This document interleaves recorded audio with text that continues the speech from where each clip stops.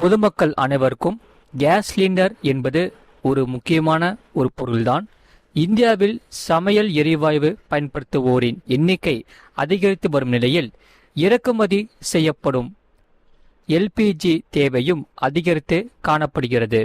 இதற்கிடையில் எல்பிஜி வெளிநாட்டு விநியோகத்தில் தடைகள் ஏற்படும் போது அதனை சமாளிக்கும் வகையில் உள்நாட்டு எல்பிஜி உற்பத்திக்கான ஒரு புதிய மாற்று கட்டமைப்பை அரசாங்கம் அறிமுகப்படுத்தியுள்ளது. அந்த வகையில் இந்த நடவடிக்கையானது வீடுகளில் சமையல் எரிவாயு கிடைப்பதை உறுதி செய்வதையும் திடீர் இறக்குமதி பற்றாக்குறைவால் நாட்டு மக்கள் பாதிக்கப்படுவதை குறைப்பதையும் நோக்கமாக கொண்டுள்ளது. இதனால் பெட்ரோலியம் மற்றும் இயற்கை எரிவாயு அமைச்சகத்தால் ஆகஸ்ட் 13 அன்று வெளியிடப்பட்ட அறிவிப்பின்படி 21 சுத்திகரிப்பு நிலையங்கள் மற்றும் மூல உற்பத்தியாளர்கள் ஒரு நாளைக்கு சுமார் 63,810 டன் ஒருங்கிணைந்த எல்பிஜி உற்பத்தி திறன் ஒதுக்கப்பட்டுள்ளது. இது இந்தியாவின் வழக்கமான உள்நாட்டு உற்பத்தி அளவை விட கணிசமான அளவில் அதிகமாகும்.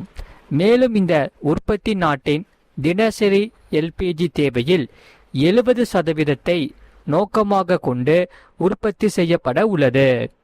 சரி, எல்பிஜி தட்டுப்பாடு இன்னமும் இருக்கிறதா?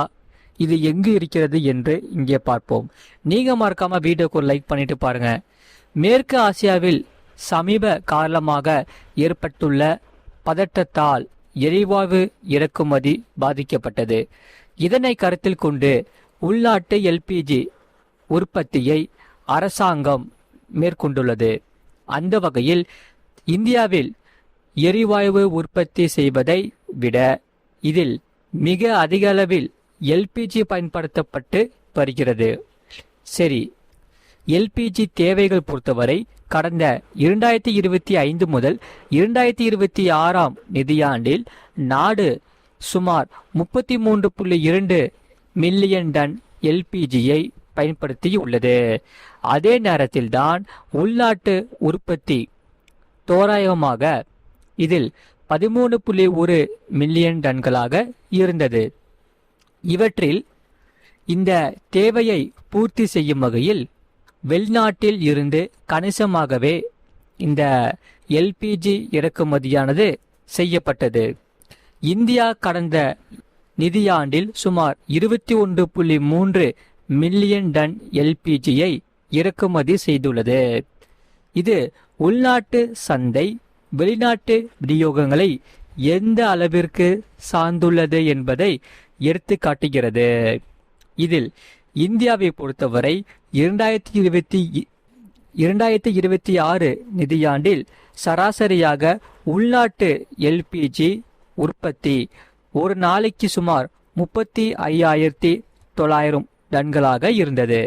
இதனை கருத்தில் கொண்டுதான் ஒரு நாளைக்கு சுமார் 63,810 டன்கள் என்ற அதிகபட்ச கொள்ளளவு ஒதுக்கப்பட்டுள்ளது. இதன் பிறகுதான் இந்த கட்டமைப்பின் கீழ் ரிலையன்ஸின் ஜாம்நகர் சுத்திகரிப்பு ஆலையில் மிகப்பெரிய தனிப்பட்ட அளவில் ஒரு நாளைக்கு சுமார் 18,000 டன் எல்பிஜி உற்பத்தி திறன் ஒதுக்கப்பட்டுள்ளது. இதற்கிடையேதான் பொதுத்துறை எண்ணெய் நிறுவனங்களால் இறக்கப்படும் 18 சுத்திகரிப்பு நிலையங்கள் ஒன்றிணைந்து ஒரு நாளைக்கு சுமார் 31,470 டன்கள் எண்ணெயை சுத்திகரிக்கிறது. நீங்க மறக்காம வீடியோக்கு லைக் பண்ணிட்டு சேனலை சப்ஸ்கிரைப் பண்ணிட்டு பாருங்க. அதாவது நயாரா எனர்ஜியின் பதினார் சுத்திகரிப்பு ஆலைக்கு ஒரு நாளைக்கு சுமார் 4,480 டன்கள் உற்பத்தி பணி ஒதுக்கப்பட்டுள்ளது. இத்திட்டத்தின் கீழ் ONGC மற்றும் GAIL இந்தியா உட்பட மூல உற்பத்தி மற்றும் எரிவாயுத்துறை உற்பத்தியாளர்கள் இணைந்து ஒரு நாளைக்கு மேலும் சுமார் 6,460 டன்கள் உற்பத்தி செய்கின்றன.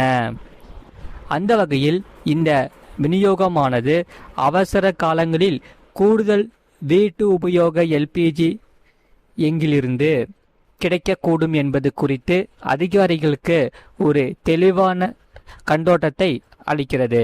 நீங்க மறக்காம வீடியோக்கு ஒரு லைக் பண்ணிட்டு சேனலை சப்ஸ்கிரைப் பண்ணிட்டு பாருங்க. அடுத்ததாவது முதலமைச்சர் விஜய் அறிவித்த மிக முக்கியமான தகவல், அதாவது அனைத்து எம்எல்ஏக்களுக்கும் அரசு சார்பில் வாகனம் வழங்கப்படும் என்று முதலமைச்சர் சி ஜோசப் விஜய் அவர்கள் தெரிவித்துள்ளார். தமிழக சட்டசபையில் கடந்த 12ஆம் தேதி பட்ஜெட் மீதான விவாதம் நடைபெற்ற போது காட்டுமன்னார் கோவில் எம்எல்ஏ ஜோதிமணி பேசினார். அப்போது அவர், நான் 280 கிலோமீட்டர் தூரத்தில் இருந்து இங்கு வருகிறேன், அதற்கு பயணப்படி கொடுக்கிறீர்கள், ஆனால் எனக்கு சொந்தமாக வாகனம் எதுவும் இல்லை, வாடகைக்கு தான் எடுக்க வேண்டியுள்ளது. எனது தொகுதியில் 40 கிலோமீட்டர் சுற்றளவு பயணித்து மக்களை சந்தித்து பணிகளை மேற்கொள்வதற்கான வாகன வசதிகள் இல்லை. ஆகையால்